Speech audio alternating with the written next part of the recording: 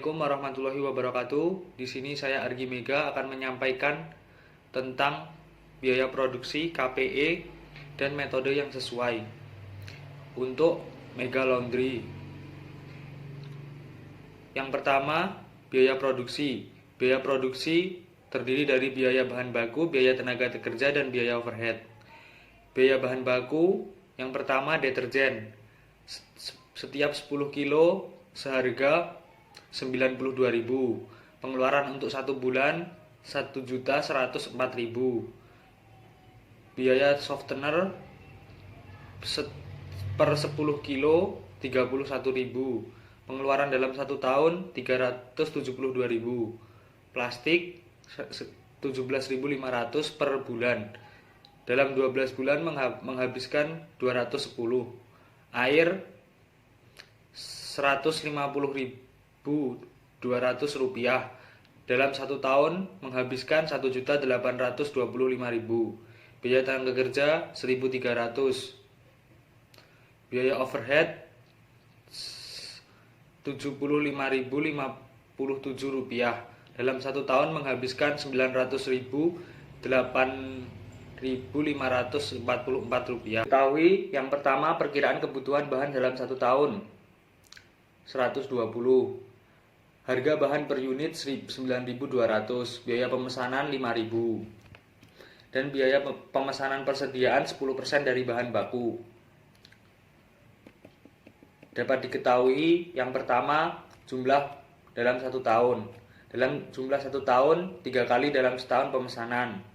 Biaya pemesanan 15.000 diperoleh dari 3 kali 5.000. Jumlah persediaan rata-rata 36 dibagi 2, 18. Biaya penanganan bahan baku 16.500. Waktu pemesanan kembali 15 unit. Persediaan pengamanan. Mega Laundry melakukan sebanyak 24 kali per tahun. Biaya atas kekurangan persediaan adalah 200.000. Biaya penanganan persediaan 1.000 per unit. Biaya persediaan penanganan yang optimum pada Mega Laundry adalah 150 unit dengan biaya 250.000. Metode pengendalian bahan baku menggunakan metode just in time.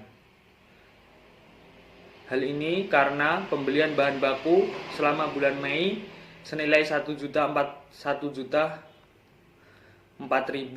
dilakukan secara kredit. Ayat jurnal digunakan untuk mencatat pembelian bahan baku adalah bahan baku sebagai debit senilai 1.004.000, utang dagang 1.004.000. Mencatat biaya tenaga kerja dan overhead selama satu periode akuntansi. Biaya tenaga kerja langsung dan overhead pada bulan Mei 2019 adalah tenaga kerja 130, overhead 75.512 rupiah. Ayat jurnal digunakan untuk mencatat biaya tenaga kerja dan biaya overhead pabrik selama bulan Mei adalah biaya tenaga kerja senilai 130.000, biaya overhead pabrik 75.512 rupiah. Utang dagang 205.17 rupiah. Menentukan jumlah barang jadi yang diproduksi selama satu periode akuntansi. Jumlah barang jadi yang diproduksi selama bulan Mei 2019 adalah 250 kg per bulan. Sebagai berikut. Bahan baku langsung 1.275 rupiah. Biaya tenaga kerja 600, biaya overhead pabrik 75 rupiah. Total biaya yang diperoleh barang jadi adalah 1.950 rupiah. Mencatat biaya barang jadi yang diproduksi selama satu periode akuntansi. Jumlah barang jadi diproduksi selama bulan Mei 2019 adalah 250 unit dengan biaya standar per unit 1.950, sehingga total biaya barang jadi adalah 550.000 diperoleh dari 1.950 dikali 250 unit. Dalam ayat jurnal tertulis barang jadi senilai Rp550.000, bahan baku dalam proses Rp320.000, biaya tenaga kerja dialokasikan Rp150.000, biaya overhead dialokasikan Rp50.000. Jumlah barang jadi diproduksi selama bulan Mei 2019 adalah 250 unit dengan biaya standar 100.950,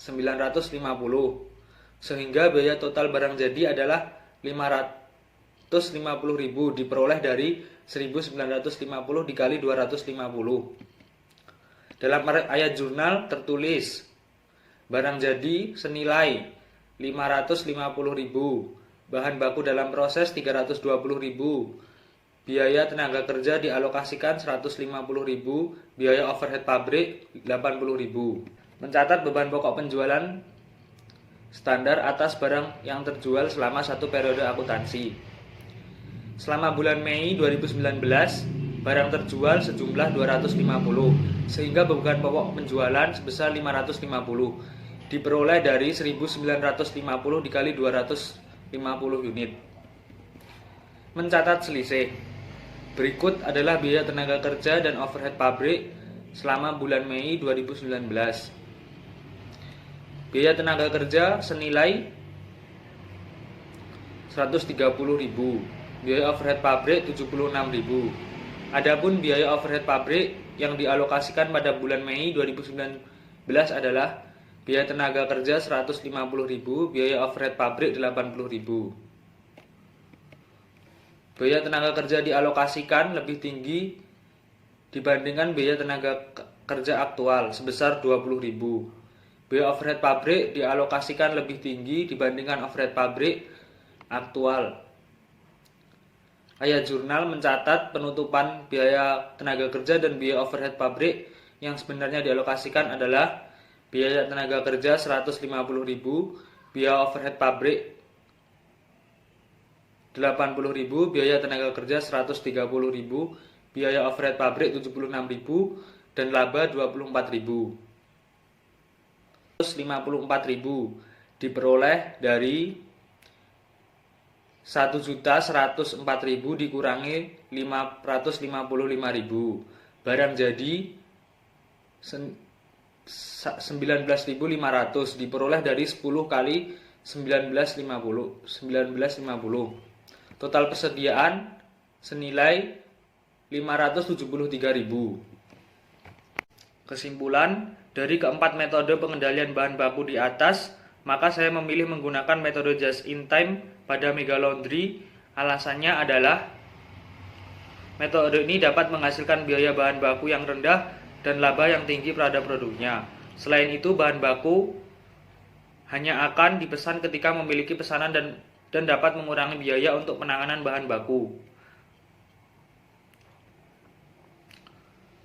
Untuk tempat penyimpanan dan perawatan, metode ini merupakan metode yang efektif dan efisien dalam mempercayakan perusahaan manufaktur karena dapat menggunakan metode perusahaan dan memproduksi barang yang dibutuhkan ketika dibutuhkan dan dalam jumlah yang dibutuhkan, sehingga dapat menghindari biaya penanganan bahan baku yang akan menumpuk di gudang. Selain itu akan menghilangkan waste, inkonsistensi, dan permintaan lain yang tidak beralasan dan proses produksi. Hal ini meningkatkan produktivitas.